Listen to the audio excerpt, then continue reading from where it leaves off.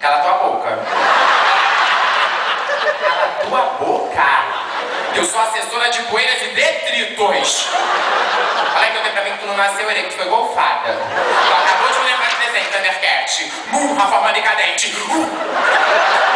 Olha, se é uma coisa que me tira do meu prumo é me chamar de faxineira e de um nome que eu não sou mais. É meu cu. Aqui não é TV, não tem censura, hein? Não me estimula que vem coisa pior. Pelo amor, tô chateado quando ele faz esperando o espetáculo acabar pra poder fazer a organização do espaço. Eu não gostei de nada. Olha, mas eu não ri com nada. Eu economizei os meus dentes que eu não fiz assim. Não sei que esse garoto tá fazendo programa de humor. Devia estar fazendo Mutantes na Record. Não vou completar.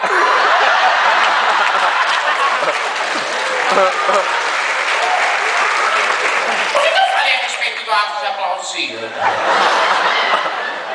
Não, de deboche?